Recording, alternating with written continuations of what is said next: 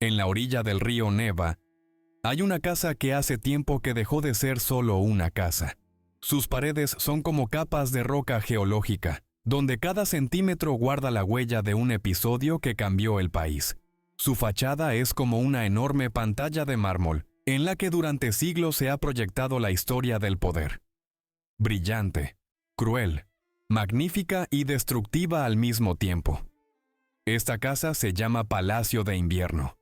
A primera hora de la mañana parece disolverse en la niebla del norte. El sol del amanecer hace que sus colores sean casi irreales. La fachada verde se funde con el cielo gris. Las columnas blancas brillan con tonos dorados y las ventanas oscuras miran a la ciudad como los ojos de un ser que ha sobrevivido a más de una vida humana. Pero en cuanto la niebla se disipa, ante nosotros aparece una estructura en la que conviven dos mundos. El mundo de la belleza, una arquitectura creada para deleitar. El ritmo de las columnas, la elegancia de las molduras, los salones infinitos, los espejos, la luz, el cristal, la seda, el oro. Un teatro donde actuaban los hombres más poderosos del imperio. Y el mundo de la oscuridad, oculto tras los muros, el trabajo invisible que sustentaba esa belleza. El sistema que se sostenía gracias a la resistencia y el miedo humanos. Los mecanismos del poder que no toleraban errores. Los salones de gala deslumbraban, pero detrás de ellos existía otro palacio invisible. Los pasillos del servicio, las cocinas, las escaleras para aquellos a quienes no les correspondía ser vistos. El Palacio de Invierno era una máquina en la que unos vivían en el lujo y otros trabajaban sin descanso para mantener la ilusión de la grandeza imperial. Hoy en día, los turistas solo ven la magnificencia. Pero la casa conoce la verdad. Era un instrumento del poder y, al mismo tiempo, su sombra, la belleza contra el cansancio. Los bailes brillantes contra los traslados nocturnos de los sirvientes por las estrechas escaleras de servicio. Los manifiestos imperiales contra el suave susurro de las plumas de los escribanos que los reescribían hasta el amanecer. Las salidas ceremoniales contra la realidad de la ciudad, donde miles de personas vivían en la miseria. Este palacio no solo está construido con piedra y oro, sino también con silencio, con el miedo a perder el estatus, con la imposibilidad de reconocer la debilidad, con el sueño de la eternidad, que nadie podía alcanzar. El Palacio de Invierno se percibe a menudo como un museo, pero antes de convertirse en museo, fue un espejo de su época, un espejo que no mentía. Y hoy, al contemplar su fachada, surge una pregunta que no solo se refiere al pasado, sino a cualquier sociedad. ¿Qué ocurre con un edificio cuando desaparece el poder que lo construyó? ¿Y qué le sucede a una sociedad que durante siglos ha creído en los mitos creados dentro de esas paredes? ¿Puede la arquitectura guardar la verdad que la gente no quiere oír? ¿Y puede una casa sobrevivir a su propio significado? El hielo se desliza lentamente por la ranura invernal. La tenue luz de la mañana del norte se refleja en miles de ventanas y parece que el palacio respira. Sin prisa, profundamente, con regularidad, como solo respiran los seres muy antiguos. Esta casa ha sido testigo de coronaciones y abdicaciones. Ha sido testigo de un lujo que supera la imaginación y de decisiones que han cambiado el destino de millones de personas. Ha visto cómo la ilusión del poder se vuelve demasiado pesada para soportarla. Y ahora, espera a que le preguntemos, ¿qué intentaba ocultar tras su belleza y por qué la verdad resultó ser más aterradora que el mito? Para comprender el Palacio de Invierno, hay que remontarse a una época en la que la imagen del poder en Rusia cambiaba más rápido de lo que tardaban en secarse las paredes tras su construcción. La casa que vemos hoy es el resultado no de una sola generación, sino de toda una serie de monarcas, cada uno de los cuales intentó compensar sus propias debilidades con la grandeza de la arquitectura. Pero la idea clave pertenece a una mujer cuya sombra aún se cierne sobre las fachadas de este palacio. Se llamaba Isabel Petrovna. Hacia 1740, Rusia había experimentado una serie de rápidos cambios de poder. intentos de golpes palaciegos, luchas entre clanes de la corte, crisis regionales.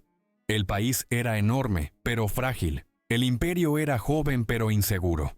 Y en su corazón había una herida profunda, el miedo a la inestabilidad, el miedo a que el poder no fuera un don divino, sino algo fortuito.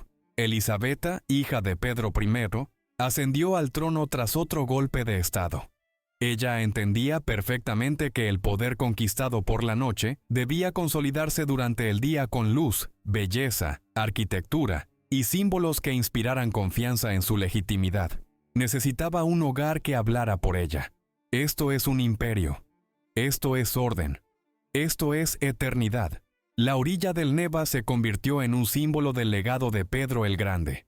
Un desafío arquitectónico a la naturaleza. Pedro I construyó la capital en un lugar donde muchos consideraban imposible vivir. Isabel continuó con esta tradición. El palacio debía estar precisamente allí, en la frontera entre el agua y la tierra, como una demostración de que el poder era capaz de dominar incluso a los elementos. Pero había otra razón. Cerca se encontraba el antiguo palacio de invierno de Pedro I, una casa modesta, casi ascética en comparación con las residencias europeas. Isabel quería refutar este legado, no porque no respetara a su padre, sino porque la época exigía otro símbolo. Rusia debía parecer grande, y eso significaba que la casa debía ser grandiosa. Para construir un palacio que pudiera competir con las residencias europeas, Isabel eligió a un genio, Francesco Bartolomeo Rastrelli. Él ya había demostrado que entendía el lenguaje del poder. Peterhof, el monasterio de Smolny, los palacios de la nobleza. Pero el palacio de invierno debía convertirse en la culminación de su estilo. En esa frase arquitectónica en la que se combinaban el barroco, la teatralidad y la grandiosidad imperial. Rastrelli no solo diseñó una casa, sino que creó una ideología tallada en piedra. Y cada elemento de esta construcción era una respuesta a la herida que Isabel llevaba dentro. La herida de la incertidumbre de que el poder solo se puede mantener por la fuerza. La belleza se convirtió en política, la grandeza en argumento, la arquitectura en arma.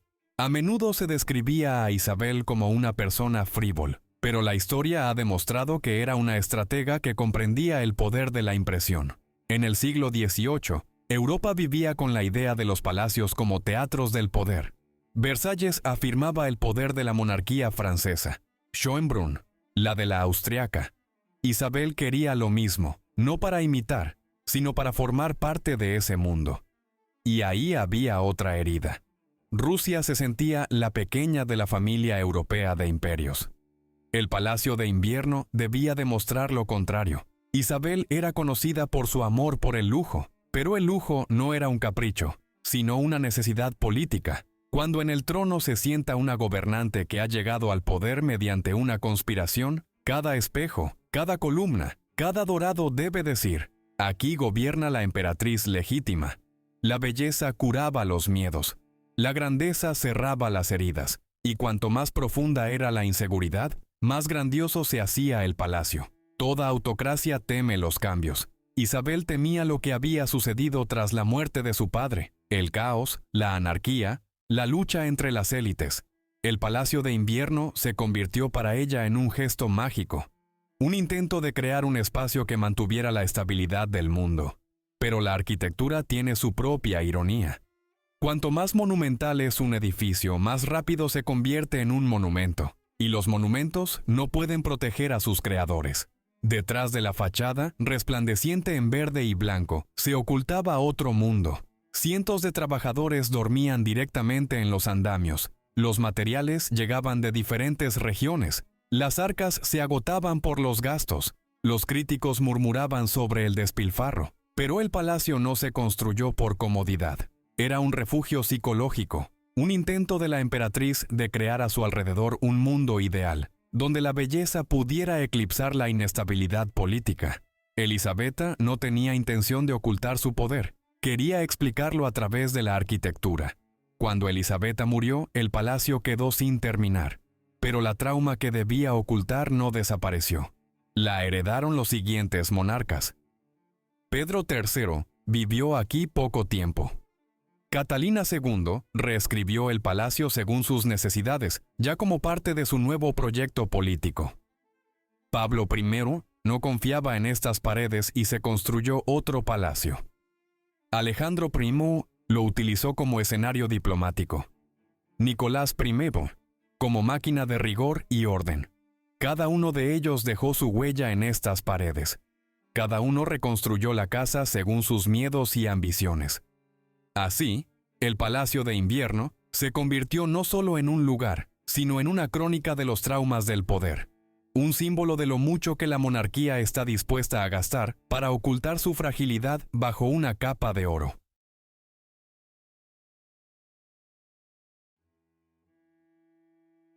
Hay edificios construidos para vivir. Hay edificios construidos para la belleza. Y hay edificios construidos para hablar. Más alto que cualquier discurso. Más convincente que cualquier manifiesto. El Palacio de Invierno pertenece a esta última categoría. Su arquitectura no es un conjunto de formas. Es un lenguaje. Es una declaración.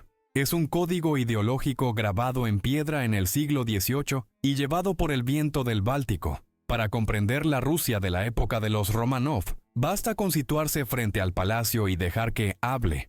La fachada del Palacio de Invierno se extiende a lo largo del Neva casi medio kilómetro. Su escala es la primera y principal réplica de este manifiesto de piedra. Dice: el poder aquí es enorme. Tú eres pequeño. Francesco Rastrelli diseñó el palacio para que quien se detuviera frente a él sintiera no solo su belleza, sino también la presión mística de su grandeza. Se trata de una arquitectura psicológica, una arquitectura que afecta no solo a la vista, sino también a la conciencia. El color verde de la fachada no es una elección casual. Remite a la moda cortesana europea. Pero en Rusia adquirió otro significado, el color de la primavera, de la renovación, pero también del lujo, casi esmeralda. Las columnas blancas creaban un ritmo similar al de la ceremonia cortesana. Paso, pausa, paso, pausa, columna, ventana, columna.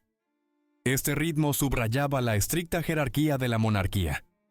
Las máscaras doradas en los frontones eran máscaras teatrales, símbolos de poder, que miraban a la ciudad desde arriba, como si observaran a la sociedad. El Palacio de Invierno fue y sigue siendo el escenario en el que la sociedad desempeñaba sus papeles, desde reverencias hasta manifestaciones revolucionarias. Los patios de entrada, los arcos y los pasillos no son caóticos, sino un sistema de gestión del espacio cuidadosamente pensado. La comitiva imperial entraba en el patio interior y salía a la luz como si fuera el vientre de una enorme bestia. Era un ritual de aparición del poder, programado arquitectónicamente. Cada arco aumenta la sensación de profundidad. Cada pasaje eleva la mirada hacia arriba. Cada columna hace que el hombre se sienta más pequeño. Y todo ello es un cálculo consciente. Rastrelli no construyó una casa, sino un pasillo hacia el trono, físico y simbólico. El interior del palacio es un universo aparte. Se diseñó como una sucesión de impresiones que se intensificaban con cada sala. La escalera jordana es quizás el vestíbulo de entrada más espectacular de todo el imperio. Aquí todas las líneas conducen hacia arriba, hacia la luz, hacia el oro, hacia las balaustradas. Esta escalera tenía dos funciones: impresionar y someter.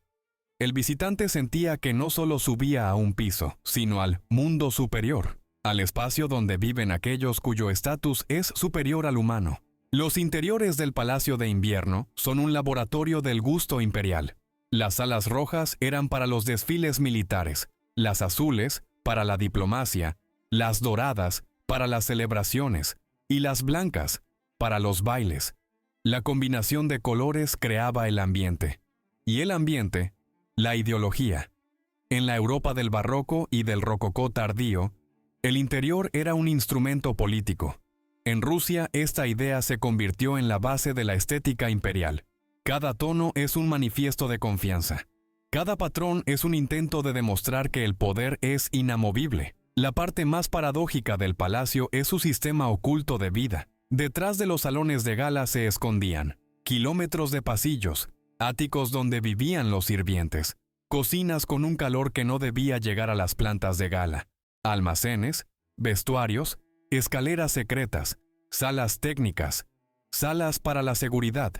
Las salas de gala mostraban esplendor. Las salas técnicas garantizaban la supervivencia.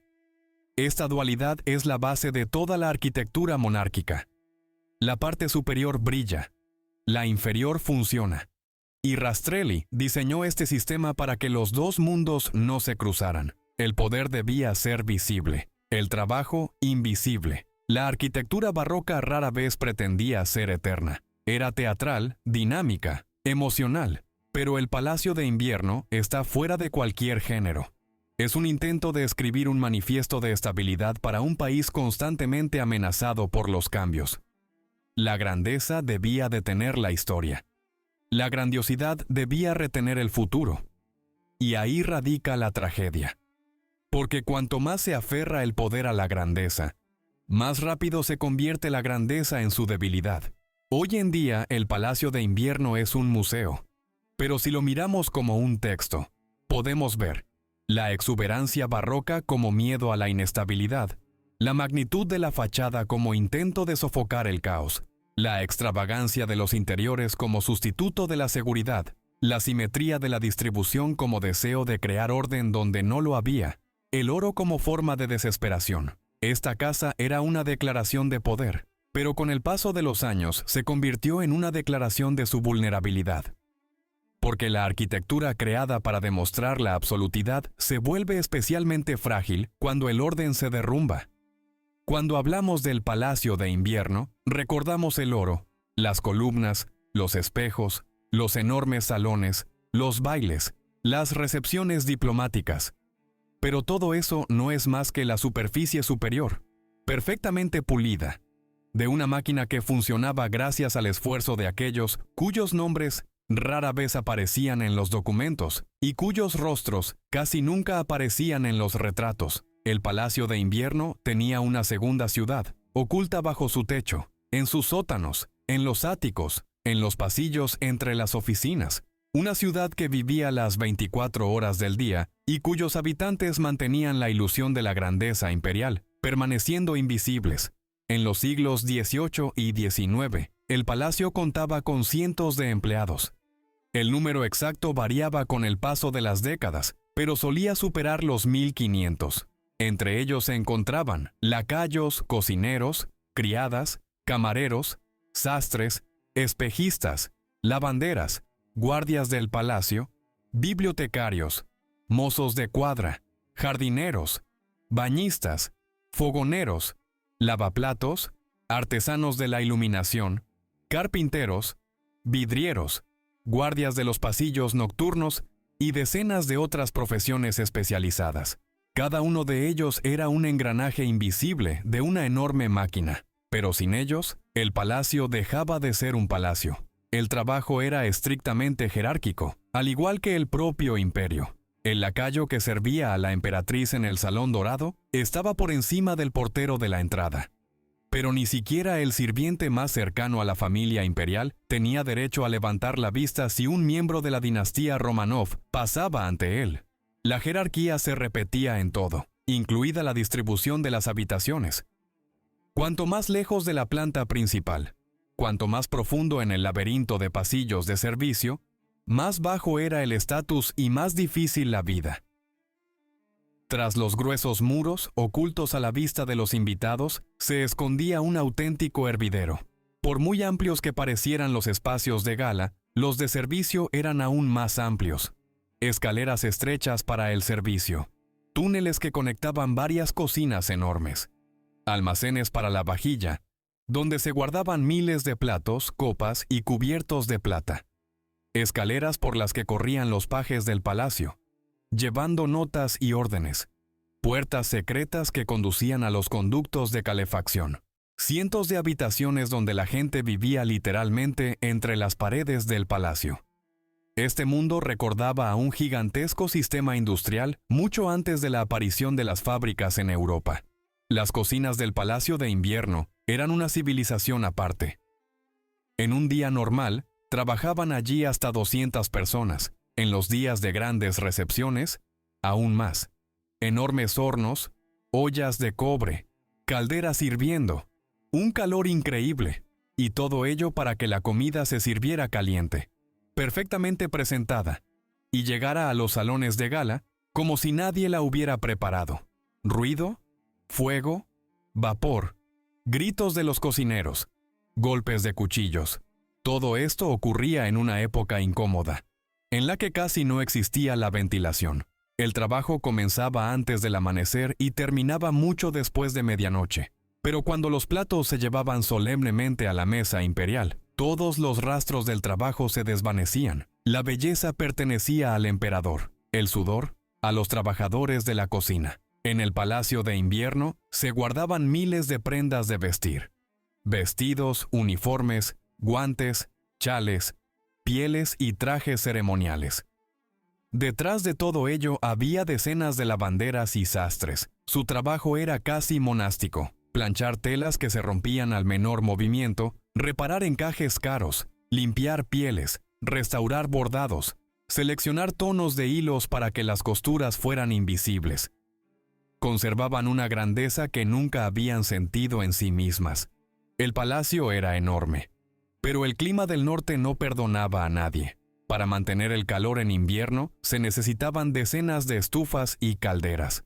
Los fogoneros trabajaban en condiciones de frío y hollín constantes. A menudo enfermaban, pero su trabajo era absolutamente invisible. Si hacía frío en algún lugar, no se culpaba a las paredes, sino a los sirvientes.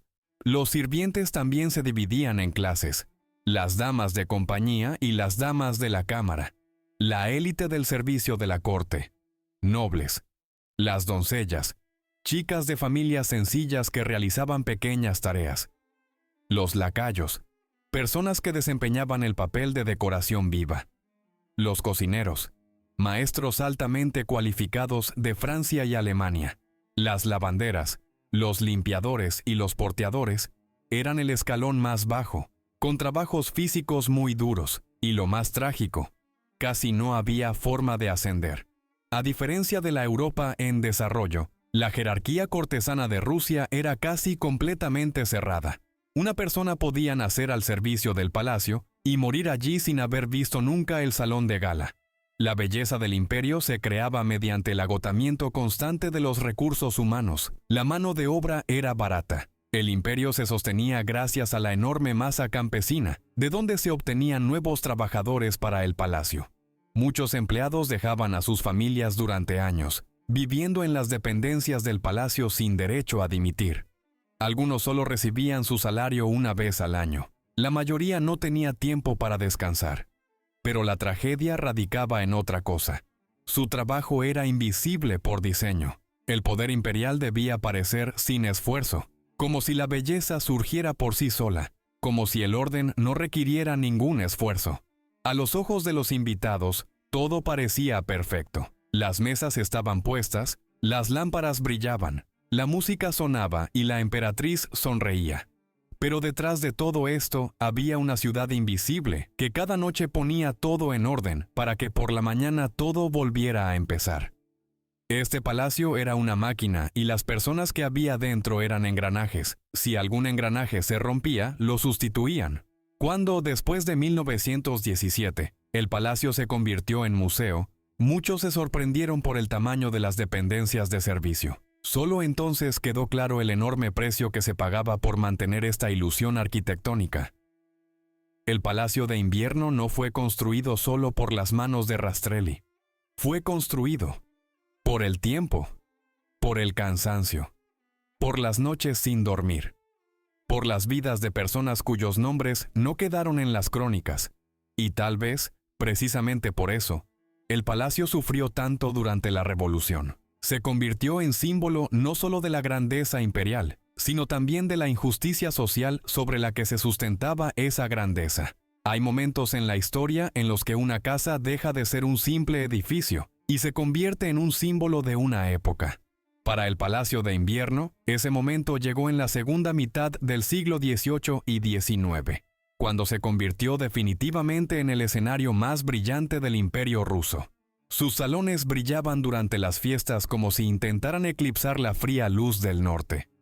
La música, la diplomacia, los trajes, el oro, las joyas, todo aquí se creaba no por placer, sino por el espectáculo político, en el que el público era el mundo entero y los actores, los Romanov y la élite del imperio. Fue una época dorada, en la que el palacio alcanzó su máximo esplendor. Pero todo esplendor tiene un precio, y toda época llega a su fin. El baile en el Palacio de Invierno no era un entretenimiento, era un mecanismo oficial de control de la sociedad. Una invitación al baile significaba reconocimiento. La ausencia de invitación era un mensaje político. El derecho a bailar la mazurca con el emperador podía impulsar una carrera, y una palabra imprudente podía destruirla. En los palcos de la orquesta tocaban los mejores músicos de Europa. Las parejas se deslizaban por el parqué del Salón Blanco, creando una coreografía en la que cada movimiento reflejaba el orden imperial. Las lámparas doradas iluminaban a generales, los comerciantes más ricos, diplomáticos extranjeros, damas de la corte, jóvenes damas de compañía, herederos de grandes apellidos. Y en cada fotograma de este cuadro viviente se podía leer la jerarquía social, tan claramente como en un manuscrito.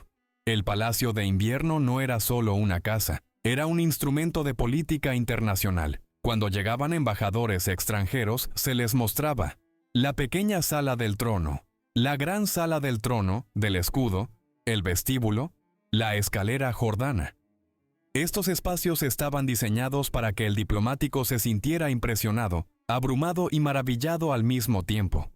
Después de la audiencia con el emperador, el embajador enviaba un informe a su capital, y este informe casi siempre comenzaba con una descripción del palacio.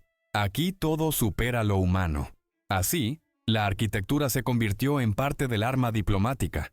En el Palacio de Invierno, había espacios a los que no se permitía la entrada a los invitados. El despacho de Alejandro I, donde se decidía el destino de Europa después de Napoleón. La sala de San Jorge, donde se anunciaban los decretos estatales más importantes. El Salón Verde de María Fiodorovna, donde se formaban las coaliciones de la corte. El pequeño Hermitage de Catalina II, donde se debatía sobre la educación, el arte y los proyectos reformistas. Estas salas se convirtieron en el escenario de diálogos silenciosos, pero decisivos. El poder aquí era cotidiano, mundano, pero de él dependían millones de personas. Catalina II creó una colección que se convirtió en la base del Hermitage.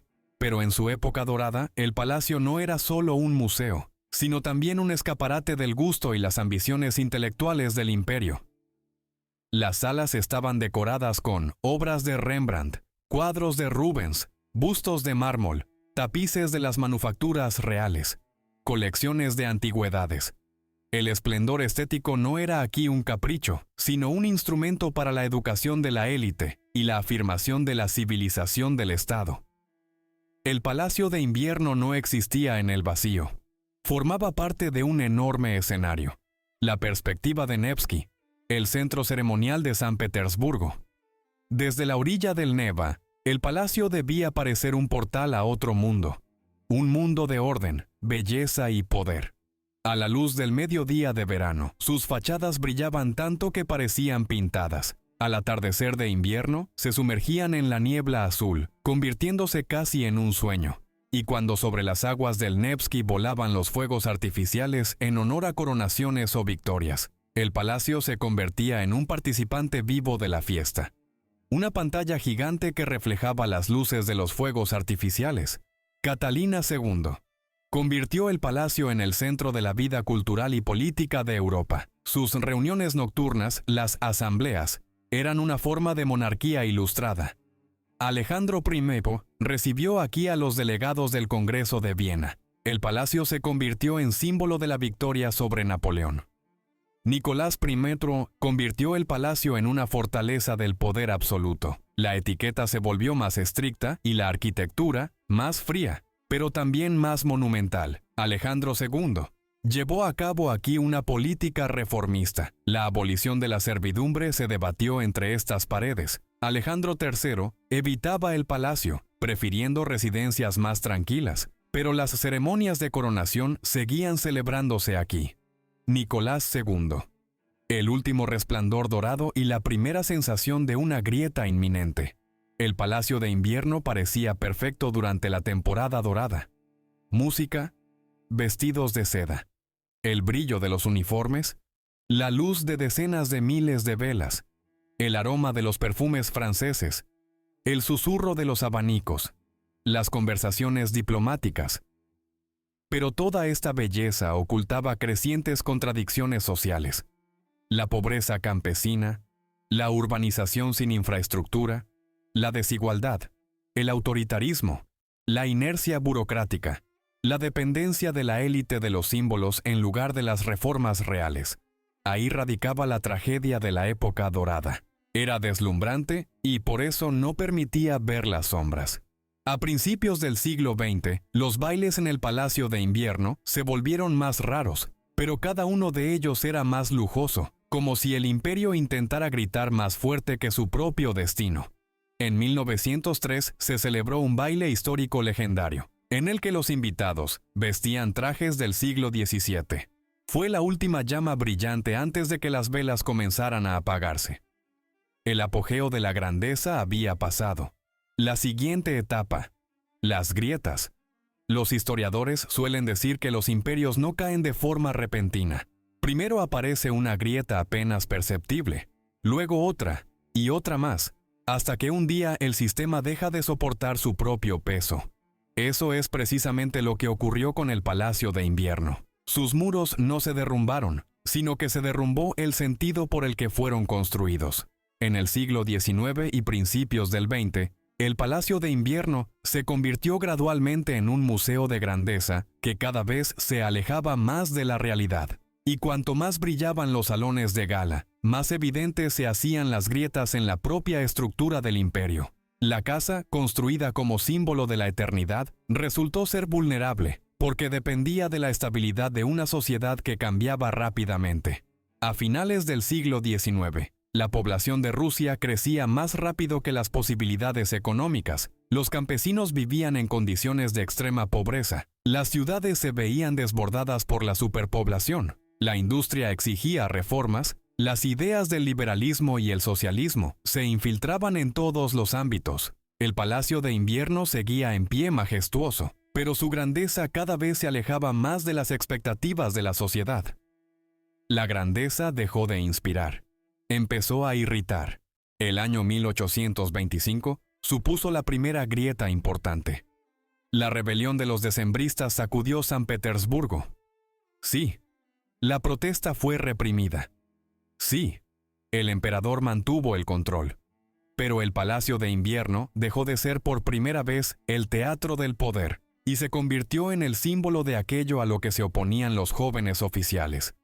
El autoritarismo, la arbitrariedad y el carácter hermético del sistema era una señal. La sociedad había madurado hasta el punto de discutir con el trono.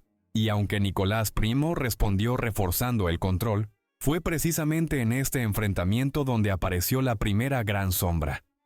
En enero de 1837, un terrible incendio arrasó el palacio. Ardió durante varios días, destruyendo gran parte de las salas de gala. Desde fuera parecía una tragedia, pero para muchos contemporáneos, el incendio se convirtió en un símbolo. El imperio arde, pero finge que todo va bien. Tras el incendio, Nicolás I ordenó que el palacio se reconstruyera rápidamente, con todo lujo y sin cambiar su escala. Las obras se llevaron a cabo día y noche. Los sirvientes caían rendidos de cansancio. Los constructores trabajaban en condiciones inhumanas. Y todo para demostrar que el poder es más fuerte que cualquier fuego. Pero en el fondo, muchos comprendían que si la casa había comenzado a arder, también ardían las ideas en las que se sustentaba. La abolición de la servidumbre fue un paso adelante, pero también se convirtió en fuente de nuevos conflictos. Los campesinos se hicieron libres, pero sin tierra. Los terratenientes perdieron la mano de obra gratuita y exigieron compensaciones. El Estado se vio sobrecargado de deudas. Las reformas despertaron esperanzas que no podían realizarse rápidamente. Al Palacio de Invierno llegaban informes sobre huelgas, revueltas y ruinas. La Cancillería Imperial intentaba crear reformas, pero cada innovación traía consigo nuevos problemas. Y aunque los salones de gala seguían brillando, en el aire ya se sentía algo diferente, una inquietud que no se podía ocultar con el dorado. 1881. La noticia del asesinato del emperador se extendió por el palacio más rápido que el sonido de las campanas. Fue un shock no solo político, sino también simbólico. El palacio se construyó como una fortaleza del poder, pero resultó que ninguna arquitectura era capaz de proteger al emperador de las oleadas de descontento popular. A partir de ese momento, el miedo se instaló en la mente de la élite. El modelo de gobierno había fallado. Nicolás II heredó ese miedo e intentó compensarlo reforzando el ceremonial, lo que no hizo más que aumentar la brecha entre el poder y la sociedad. En la década de 1890 y principios de la de 1900, Rusia cambió rápidamente. Fábricas, ferrocarriles, nuevos movimientos obreros, aumento de la alfabetización, círculos políticos, prensa crítica, formación de la clase media. Pero el Palacio de Invierno permaneció inalterable. Continuó viviendo en la estética del siglo XVIII, cuando la fe en la monarquía era absoluta. El contraste entre la imagen exterior y la vida real se volvió insoportable. 9 de enero de 1905. Una multitud de trabajadores que creían en el buen zar llegó al Palacio de Invierno. Pensaban que el emperador saldría a verlos, que los escucharía, que los ayudaría. Pero el emperador se encontraba en otra residencia. Y cuando las tropas abrieron fuego, el palacio se convirtió en un símbolo no de protección, sino de alienación. A partir de ese momento, la casa dejó de ser el padre del pueblo. Se convirtió en un símbolo de la muralla que separaba al poder del pueblo. Esta grieta ya no podía repararse. Después de 1905, el Palacio de Invierno dejó de ser una residencia habitable. Nicolás II prefería el Palacio de Alejandro, un espacio más pequeño, acogedor y protegido. Era un gesto psicológico. El emperador parecía huir de una grandeza que no podía mantener. Pero las ceremonias oficiales seguían celebrándose en el palacio. Y cuanto peor estaba el país, más brillantes se volvían estas últimas representaciones. Era un imperio que intentaba salvarse a sí mismo con el teatro. En 1914, el palacio ya no era un símbolo de poder, sino un símbolo del pasado. La guerra agravó. El caos económico, la escasez de alimentos, el cansancio del ejército, la desconfianza hacia el gobierno. El palacio, que debía ser un centro de estabilidad, se convirtió en un museo de una época de la que se intentaba huir. Y cuando en 1917 se produjeron protestas masivas, estas no se dirigieron contra el edificio, sino contra el sistema que éste representaba. El Palacio de Invierno no se derrumbó físicamente, se derrumbó simbólicamente. El modelo imperial, basado en la ceremonia, la jerarquía y la idea de la sacralidad del monarca, no pudo hacer frente a una sociedad en proceso de modernización. La arquitectura siguió siendo majestuosa, pero las ideas por las que se creó dejaron de funcionar. Esto es lo que se conoce como la descomposición del modelo. Cuando el arquitecto de una época muere, su casa sigue viviendo su propia vida. Pero si esa casa es el Palacio de Invierno, la pregunta ¿quién será su nuevo dueño? Se convierte no en un drama familiar, sino en una historia sobre el cambio de épocas, ideologías y modelos de poder.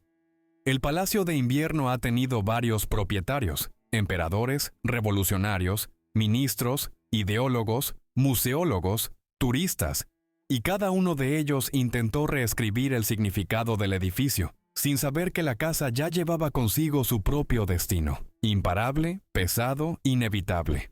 Cuando Nicolás II subió al trono tras la muerte de Alejandro III, el Palacio de Invierno era más un símbolo que un hogar.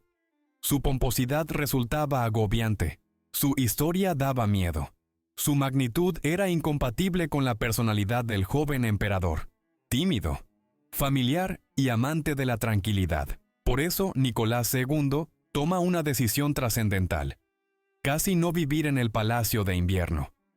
Elige el palacio de Alejandro en Tsarskoye Seló, un espacio más pequeño donde puede esconderse de los desfiles, las cámaras, las intrigas de la corte y la pesadez de los rituales oficiales.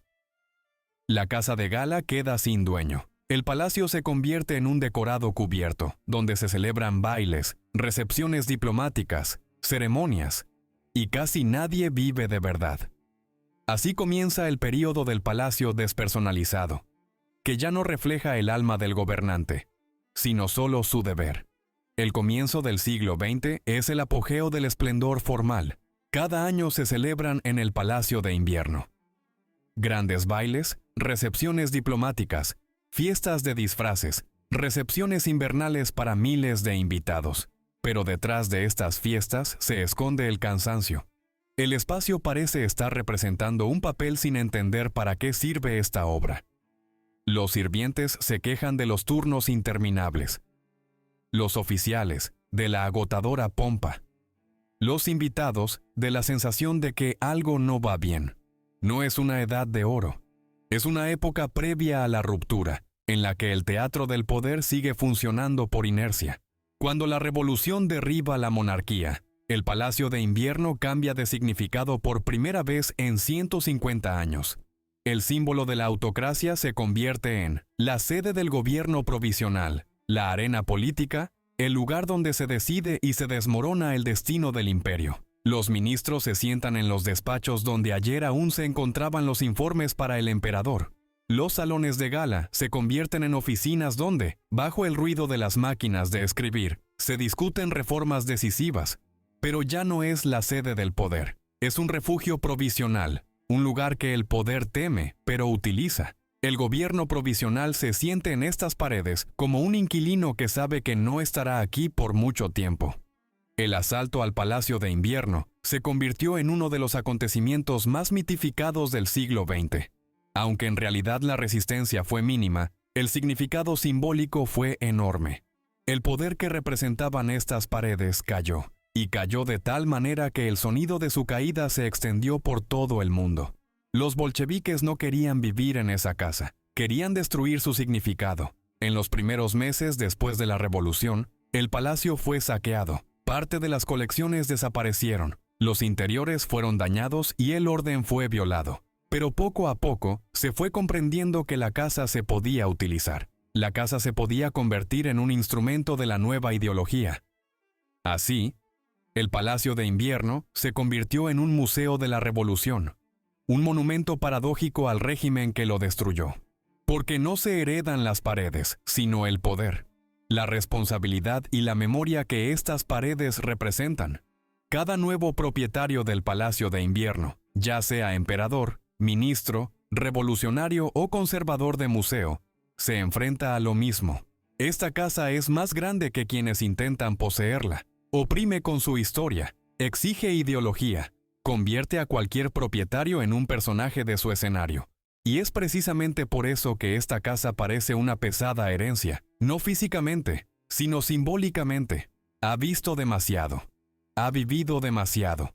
Ha estado demasiado tiempo en el centro de la historia como para convertirse ahora en un simple edificio. Tras la revolución, tras la caída del gobierno, tras la retirada de los últimos guardias imperiales, el Palacio de Invierno se encontró en un punto incierto entre el pasado y el futuro. Era una casa sin dueño, un símbolo que había perdido su significado, un cuerpo arquitectónico al que le habían arrancado el corazón del sistema político. Y es precisamente en ese momento cuando comienza una de las etapas más importantes y menos conocidas de su biografía. La reinterpretación, la reasignación y la transformación en una nueva herramienta de poder. Los bolcheviques odiaban todo lo que representaba el Palacio de Invierno. La monarquía, el legado de los Románov, la pompa ceremonial, la idea del poder divino, la desigualdad social encarnada en el oro de los salones de gala. Y sin embargo, el palacio no fue volado, quemado ni demolido. ¿Por qué? Porque incluso el nuevo poder comprendía que este símbolo era demasiado poderoso como para destruirlo. Había que apropiarse de él. Al igual que los asirios, convirtieron los palacios de los vencidos en sus propias salas del trono. Los bolcheviques decidieron que el Palacio de Invierno fuera la prueba de que el antiguo poder había desaparecido y que el nuevo ocupaba su lugar.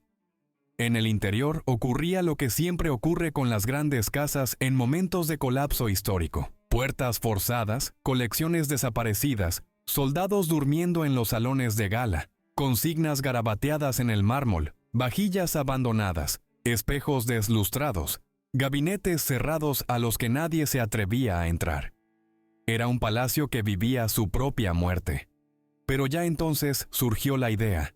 Si el nuevo mundo aspiraba a la legitimidad cultural, necesitaba un museo, un lugar que mostrara la grandeza de la nación. La idea del Hermitage como museo estatal se cristalizó definitivamente en este periodo. En 1918 se inicia un grandioso proyecto cultural. No solo se trata de salvar el palacio, sino de darle una nueva programación. Ahora, el Palacio de Invierno se convierte en un depósito del patrimonio nacional, un bien público, una prueba de la madurez cultural de la nueva Rusia, un trono simbólico de Marx y Lenin, un espacio donde el poder dejó de vivir y pasó a explicar su propia historia. Pero el museo también es una forma de poder, porque quien decide qué mostrar, también decide qué ocultar. Paradoja. Los bolcheviques restauran las salas que ellos mismos destruyeron, pero restauran de forma selectiva. Algunas salas se restauran hasta quedar relucientes. Otras se conservan en su aspecto revolucionario como documento de la época. Otras se transforman en salas de exposiciones, archivos o locales de servicio. Otras simplemente se cierran con llave. Es una cirugía de la memoria, no de la arquitectura. Cada restauración llevaba consigo una fórmula ideológica. Hemos destruido el viejo mundo, pero dejamos su belleza como prueba de nuestro poder sobre él. Así fue transformado el Palacio de Invierno. No destruido, sino reapropiado. Cuando el Hermitage se convierte en uno de los museos más grandes del mundo, el palacio adquiere un nuevo propósito. Deja de ser el centro del poder político para convertirse en el centro del poder simbólico. Y este es un papel aún más peligroso. Las escaleras de gala ya no conducen al monarca, conducen a colecciones históricas, a otras formas de grandeza e ideología. El Palacio de Invierno ahora enseña que el poder es temporal, que la cultura es duradera, que la historia se puede reescribir, que la arquitectura puede sobrevivir a cualquier sistema. Durante el bloqueo de Leningrado, el palacio vuelve a ser objeto de una reinterpretación. Se convierte en refugio para los empleados de la institución, depósito de las colecciones evacuadas, símbolo de la supervivencia de la ciudad.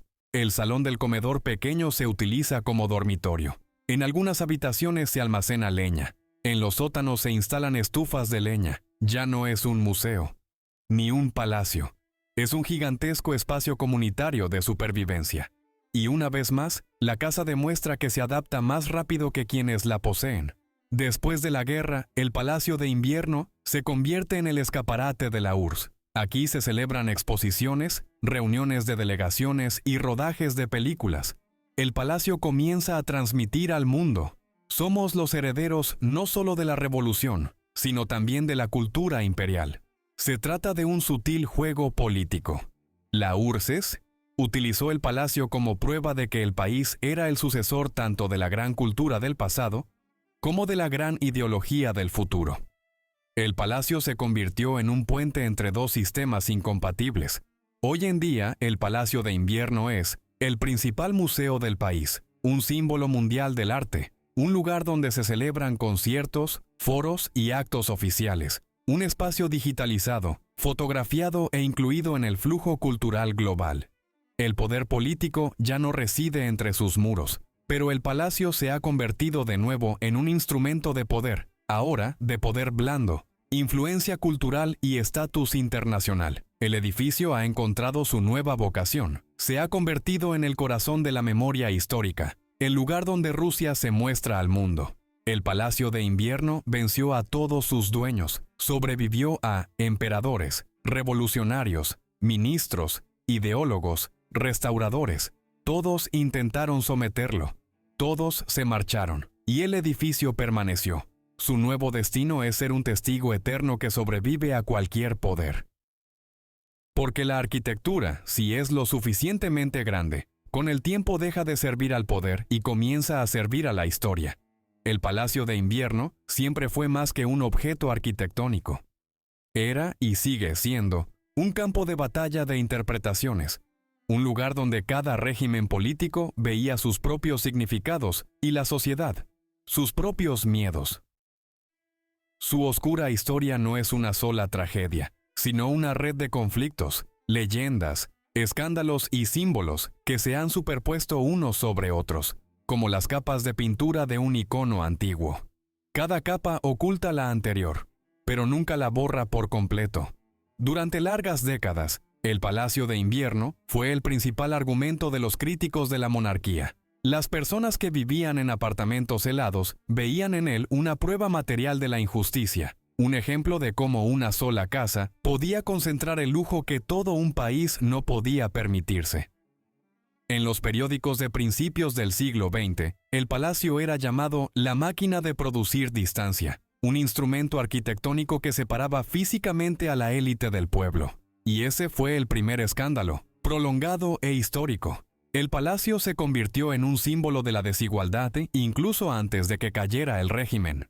Tras el cambio de poder, el Palacio de Invierno se vio envuelto en mitos que durante décadas se utilizaron como arma ideológica. El más famoso es la historia del asalto, masivo, heroico y dramático. En realidad, los historiadores establecieron hace tiempo que todo fue mucho menos épico, pero la versión cinematográfica fue la que se quedó en la conciencia colectiva. El palacio se convirtió en un escenario en el que la leyenda venció a los hechos, y esa fue la segunda capa oscura. La arquitectura se convirtió en un instrumento de mitificación política. Después de la revolución, parte de los valores fueron nacionalizados, trasladados, vendidos al extranjero, perdidos. Estos procesos estuvieron acompañados de caos y, a veces, del deseo de sacar provecho del legado imperial a cualquier precio. Hasta ahora, en los archivos se encuentran menciones de obras de arte, que deberían estar en el palacio pero no están. Nadie sabe cuántos objetos de este tipo hay. Algunos aparecen en subastas décadas después. Esta es la tercera trama oscura. La casa, concebida como un tesoro, se convirtió en un lugar de fuga del patrimonio. El poder soviético exhibía en el palacio objetos de la vida cotidiana de la realeza, artículos de lujo, retratos de emperadores, artefactos de la vida de la corte. Pero estas exposiciones se presentaban en un contexto. Mirad cómo era la explotación. Mirad lo que hemos vencido. Este enfoque provocó controversia en el ámbito cultural. ¿Se pueden utilizar los artefactos históricos como instrumento de acusación? El palacio, destinado a ser admirado, se convirtió en un escenario para el discurso acusatorio. Se convirtió en un teatro ideológico, donde cada vitrina no solo hablaba del pasado, sino también de los significados políticos del presente. El Palacio de Invierno sufrió varias catástrofes: destrucciones durante 1917, incendios, daños durante el bloqueo, pérdidas de interiores debido a restauraciones realizadas con prisas. Muchas de las heridas del palacio no se mostraron a los visitantes durante décadas. Parte de las salas se cerraron. Otra parte se reconstruyó de tal manera que es imposible restaurar su aspecto anterior. Los historiadores lo denominan erosión oculta. Formalmente, el palacio existe, pero algunos componentes han desaparecido para siempre. Y esto es otro escándalo: la imposibilidad de ver el palacio tal y como fue concebido.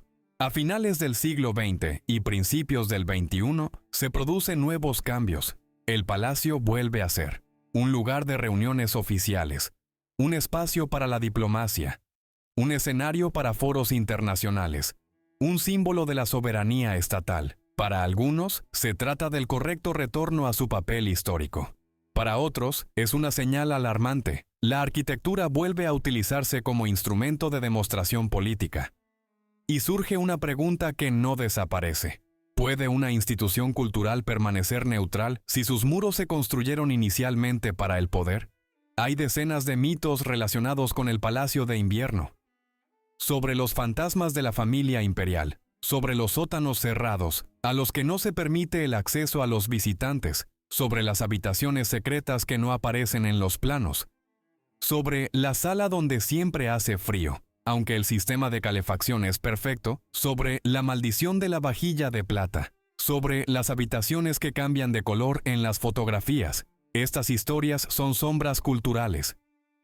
Han sobrevivido al imperio, a la revolución, a la guerra y a la reestructuración. Son un recordatorio. El palacio es demasiado grande para ser comprendido por completo. Los escándalos del palacio no son historias de crímenes, sino historias de rupturas. La ruptura entre el poder y el pueblo, la ruptura entre el pasado y el futuro, la ruptura entre la leyenda y la realidad, la ruptura entre la arquitectura y su destino. En cada una de estas rupturas quedó una grieta que se convirtió en parte de la biografía de la casa. Y los capítulos negros del Palacio de Invierno no tratan sobre el mal, tratan sobre las consecuencias de las decisiones equivocadas, sobre el peso de los símbolos, sobre las personas que no podían competir con la grandeza de las paredes. El Palacio de Invierno no es solo una residencia, es un instrumento óptico a través del cual se puede ver la Rusia de cualquier época. Cada muro, cada escalera, cada grieta refleja no solo la historia del imperio, sino también las formas en que la sociedad entendía el poder, el trabajo, la riqueza y a sí misma. En este sentido, el palacio no es un monumento, es un espejo, y mientras la gente lo mira no refleja el pasado, sino el presente. Durante los siglos XVIII y XIX, el Palacio de Invierno era la expresión perfecta de la idea de que el poder debía parecer infinito. Sus columnatas, salones dorados y escaleras ceremoniales eran el lenguaje con el que el imperio se comunicaba con el mundo. Pero en el reflejo de esta grandeza siempre se veía otra cosa. Las estrictas reglas de la jerarquía cortesana, la rígida distancia social, la vida a la sombra del poder absoluto. El palacio creaba la ilusión de un orden ideal, pero al mismo tiempo mostraba lo lejos que estaba ese orden de la realidad del pueblo. Así, el lujo se convertía en una forma de teatro político, y la sociedad en un espectador obligado a aplaudir. Por muy resplandecientes que fueran las salas del palacio, su fundamento era el trabajo. Invisible, duro, repetitivo. Reflejaba la estructura de una sociedad en la que la belleza existía gracias a quienes permanecían al margen de ella. Abajo, las cocinas, los talleres, los vestuarios, los almacenes. Arriba, los salones de gala y las recepciones diplomáticas. Entre ellos se encontraba la escala social, que no se podía cruzar. Y el palacio, sin quererlo, mostraba el mecanismo del imperio. Los que creaban el confort no podían disfrutarlo. Los que vivían bajo el peso del trabajo permanecían invisibles. Los que gobernaban no veían a los que sostenían su poder. El Palacio de Invierno es un mapa de la sociedad, donde la riqueza y el trabajo convivían, pero nunca se cruzaban. La historia del palacio muestra una regularidad. El poder que aspira a la absolutidad se enfrenta inevitablemente a las limitaciones que él mismo ignora. La grandeza del Palacio de Invierno reflejaba el poder del imperio, pero también su fragilidad. El imperio veía en él la prueba de su propia inmortalidad, pero para la sociedad se convirtió en un símbolo de cansancio. Un símbolo de que el imperio había llegado a su fin. El palacio sobrevivió a los gobernantes y los dejó a todos al descubierto. Reflejaba el miedo de Nicolás II al cambio, las ambiciones de Catalina, la racionalidad de Alejandro II y la pomposidad de Nicolás I. Pero lo más importante es que demostró que la arquitectura puede sobrevivir a cualquier ideología, pero no puede ocultar sus defectos. Cuando cambió el poder, también cambió el reflejo del palacio. De repente se convirtió en un símbolo no de lujo, sino de la caída del régimen. Sus salas se utilizaron en películas y crónicas para consolidar la nueva ideología. Aquí es donde vivía el poder. Por eso tuvo que marcharse. Aquí está el símbolo del viejo mundo, que no debe volver nunca más. En este reflejo del palacio había más mitos que hechos. Pero los mitos también son un espejo. Muestran cómo la sociedad quiere ver la historia. No tal y como fue, sino tal y como conviene para explicar el presente. El palacio se convirtió en museo, pero no se trata solo de almacenar cuadros y muebles, Se trata de almacenar formas de pensar sobre el pasado.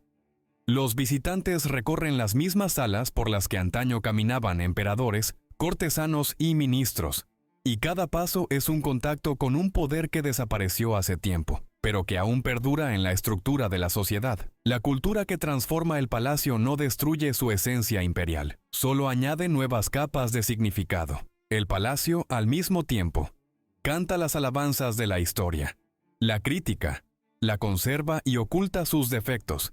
Se ha convertido en una pantalla nacional en la que cada uno proyecta su propia versión del pasado. Hoy en día, el Palacio de Invierno refleja una nueva era, la era del turismo, los archivos digitales y el intercambio cultural global. Pero también es una era de preguntas que suenan cada vez más fuerte.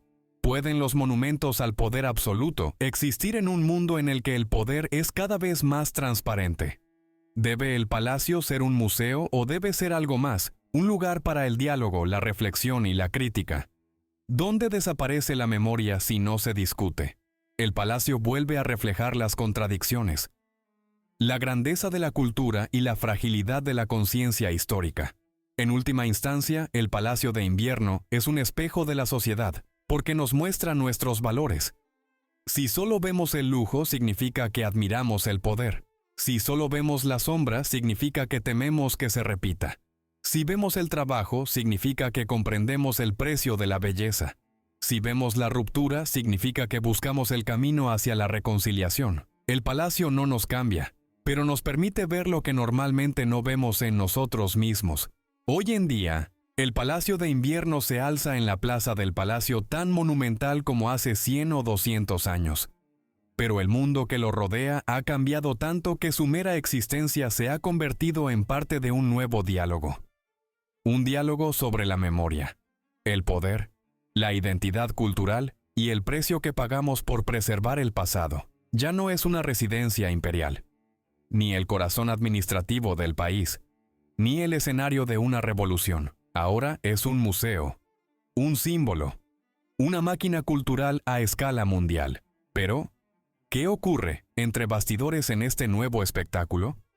Hoy en día, el Palacio de Invierno se ha convertido en uno de los lugares de interés más reconocibles del planeta.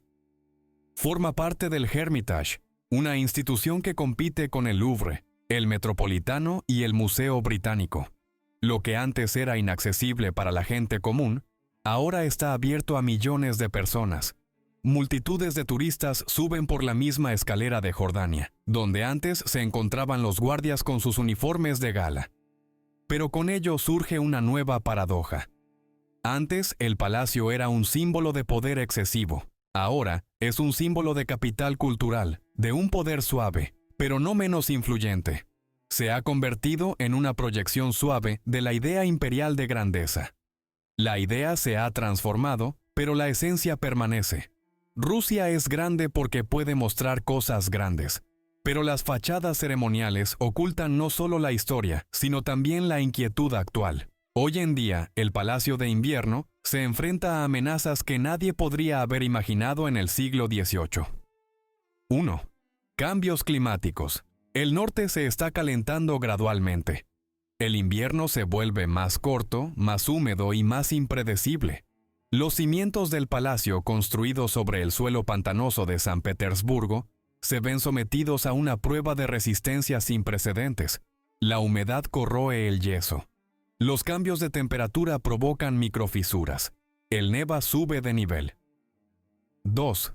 Urbanización y vibraciones de la megalópolis. El flujo de tráfico alrededor del palacio aumenta. Las vibraciones afectan a las paredes, los techos y las estructuras arqueadas. En el siglo XVIII circulaban carruajes. En el XXI, autobuses, camiones, grupos turísticos y eventos masivos. 3. La enorme carga de visitantes, hasta varios millones de personas al año. Los escalones se desgastan más rápido de lo que se tarda en restaurarlos. Las salas se calientan, la humedad aumenta y la ventilación funciona al límite. El Palacio de Invierno no se construyó para tanta gente. Se construyó para servir a unos pocos, y sirve a todos. Cada época ha utilizado el palacio a su manera, y la nuestra no es una excepción. Hoy en día, el Palacio de Invierno aparece en las noticias y en los debates cuando se habla de identidad nacional, patrimonio cultural y responsabilidad histórica. Sigue siendo político, aunque ya no se reúnan en él los emperadores. Es un símbolo de Rusia tal y como quiere verse a sí misma, grande, cultural, profunda y, al mismo tiempo, un símbolo de Rusia tal y como la veían los demás, imperial, contradictoria, dramática. Y si en el siglo XVIII el palacio hablaba el lenguaje del poder absoluto, hoy se ha convertido en un instrumento de diplomacia. Exposiciones, proyectos internacionales, intercambio cultural, poder blando que se basa no en el poder, sino en la belleza. Antes, el trabajo oculto pertenecía a los trabajadores de cocina, lacayos y criadas, que garantizaban el esplendor de la vida imperial. Ahora su lugar lo ocupan otros: restauradores, arquitectos, químicos, historiadores del arte, cada uno de los cuales evita que el palacio se desmorone. Trabajan en silencio en laboratorios iluminados por la fría luz de las lámparas, pinceles finísimos, soluciones, microscopios. Todas estas son armas en la lucha contra el tiempo. Si antes el palacio brillaba porque así lo exigía el poder, ahora lo hace porque así lo exige la memoria. Y sin embargo, su trabajo sigue siendo casi imperceptible. Los visitantes ven la belleza, pero no ven la batalla que se esconde detrás de ella. El Palacio de Invierno no es solo arquitectura. Es una especie de memoria congelada en piedra. Ha sobrevivido a todos los que querían parecer eternos, a los que pensaban que podían controlar el tiempo y a los que creían que el poder podía vencer a la historia. Pero la casa conoce la verdad.